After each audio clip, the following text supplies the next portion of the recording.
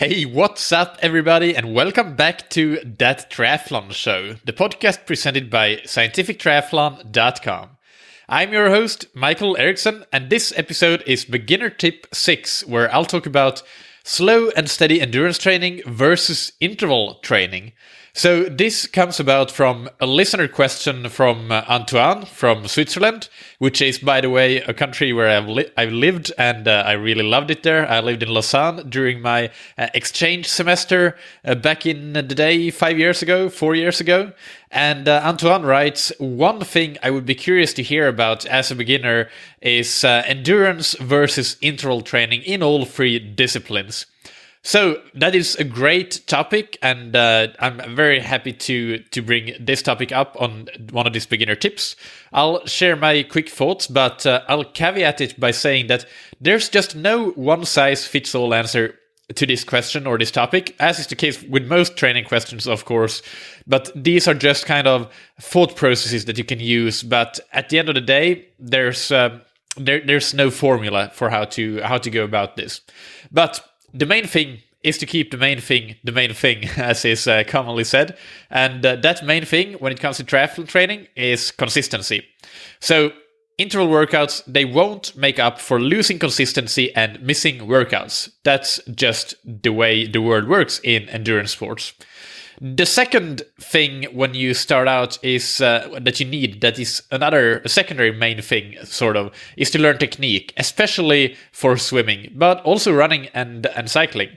So that doesn't mean that you need to do only technique training until it's perfect, because it never will be. But in the very, very early days, technique training definitely should take a priority, and it should take a priority over intervals.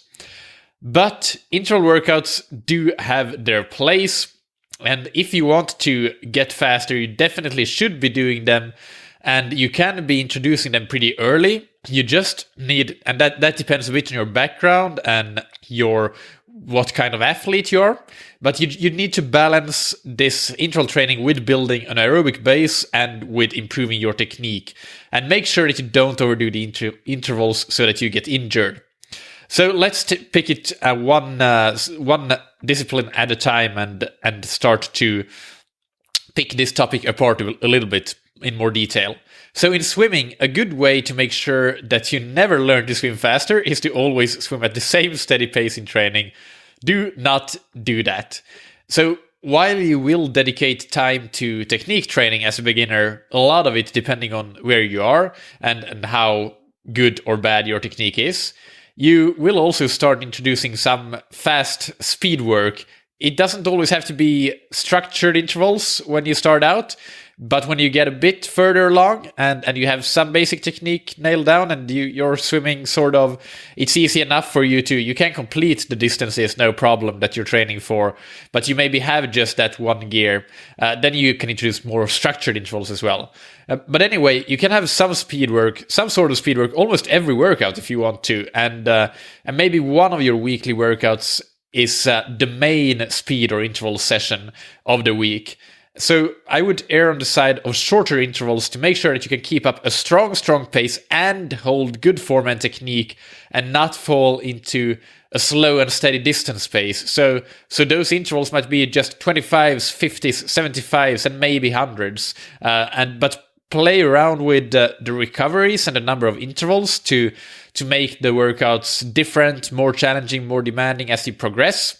That's about it. What I would say for swimming, definitely include speed work, but don't try to do 4 times 500 because then it won't be effective interval training for you when you're a beginner. Definitely not. So rather you would do, if you want to do 2,000 meters of intervals, maybe you can do that. If you have a decent technique, by all means go for it, but do it as 40 times 50 meter instead. And then you maybe just have 5-second recoveries. So very short recoveries, but that will allow you to do each 50 as a fresh start with a renewed focus on technique and holding that technique and form throughout. So it will be so much more beneficial.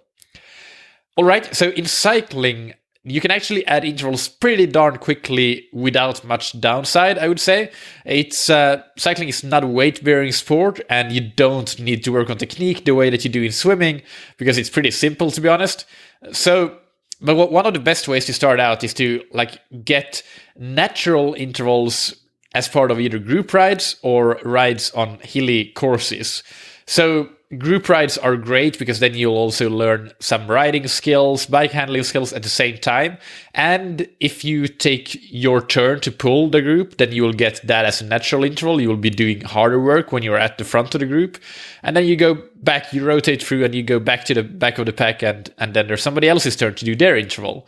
And also there may be some changes in pace of the entire group, and then you'll have to work hard to keep up, but then they go slow, stop for coffee, all that good stuff, and you'll get a natural, great group ride, great for technique, handling skills, and also to get in some intense training, but also endurance, because they can be pretty long. So that's a great mix, and I would highly recommend that. Also, if you go on and ride on hilly courses, then riding those hills up, you don't really need to, even though we talk about sometimes that to pace yourself, I would say that you can go for it and make those hills harder, attack them. If you have one session per week, for example, that is a harder session, go and ride that hilly course and go with the intention of attacking all the hills on the course and really making it hard, and then recover on the downhills and on the flats. Of course, you can also introduce structured intervals, maybe on the turbo trainer, the indoor trainer, something like 5 times 3 minutes at a very hard effort, those sorts of things. But again, intervals is not an excuse to miss consistency. And if you do just interval training, then chances are you have a limited ceiling for improvement. You also need to work on volume and also just for the sake of recovering properly and not having fatigue accumulate. And that's the case whether it's cycling, running, or swimming. But especially running, and cycling is the second most fatigue accumulating sport, and the swimming is the third. It's pretty easy to recover from swimming. So that's why I say that you can do speed work every session, a little bit of it, even though a session may be mainly technique, but then towards the end, do 10 25s or something like that. Anyway, that was cycling. And I think that you try to mix things up. That's one last thing about it. And don't do the exact same thing every time. Have one weekly workout that is your interval workout, but mix it up. And it's definitely worth doing a time trial to set your heart rate zones, or if you have a power meter, set your power zones. Go to That Triathlon Show episode 29 to learn more about training zones, and I'll link to that. And it will also, you can find it on scientifictriathlon.com/TTS29. So let me give you some example intervals. So you can do semi-long intervals in zone 3, and these can be 8 to 15 minutes long. You can do 3, 4, 5 of them, depending on what your level is on the bike. And you can have moderate or short-ish recoveries between them. It depends a bit on how hard you go within zone 3. And or you can do slightly shorter threshold intervals around your threshold, your anaerobic threshold. So they might be 5 to 10 minutes in duration. And then finally, you can have really hard zone 5 intervals. And heart rate isn't really useful there. You just need to pace yourself, go by effort, 1 to 5 minute intervals as hard as you can for the amount of intervals that you have. A classic one is 5 or 6 times 3 minutes.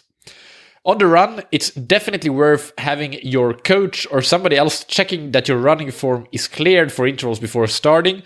I would say that definitely, as I talked about in the last beginner tip, the biggest risk for most beginners is overstriding, not landing underneath your hip, but landing in front of your hip, and that sends a lot of impact through your joints, your bones, and your soft and connective tissue.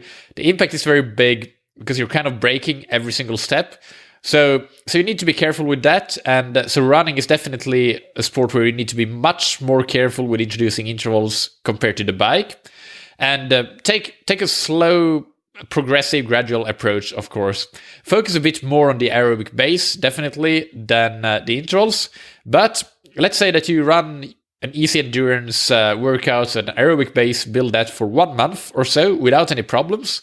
then I think that you can try to start incorporating some intervals in one of your weekly workouts. Again, just one, and the rest will be all easy aerobic. My recommendations for beginners would be to either do fartlek workouts or hill repeats. So fartlek workouts, they're kind of what I just described on the bike, like the group rides. Do you have unstructured speed play? That's fartlek means speed play. It's a Swedish word actually, but so you can vary the speeds. You don't need to have specific targets and the distances and durations, like running from lamppost to lamppost to street light to street light. Is lamppost a word? I'm not sure. Street light to street light. And then recover easily for 2 streetlights, and then you run hard to the next one, or you can go by time. So let's say that you want to do 1 minute, and then you go 2 minutes easy, and then you do a minute and a half, and then you go 2 minutes easy, and then you go 2 minutes hard and 2 minutes easy again.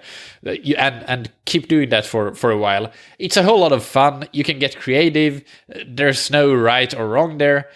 One example that I like to give with athletes that are starting with me or just getting back into intense training after slightly easier training maybe in the off season is just 10 times 1 minute, and I don't give them any target paces. I just say go out and run fast but relaxed, and then they have 2 minutes recovery in between.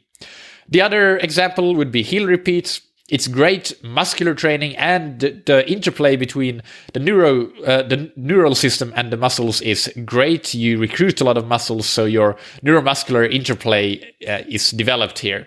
And there's also less impact when you're running uphill, because you can even walk on the downhill recoveries, so it will be a very much reduced impact. So if you're injury prone, hill repeats is a great tip.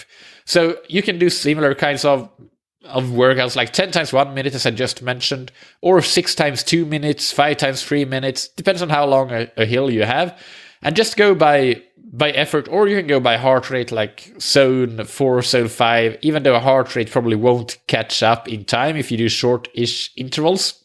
So I would go more by effort, again, like on the bike, as I described, as hard as you can for the number of intervals you have, but pace yourself, don't blow it all on the first interval. You want to be able to finish strong.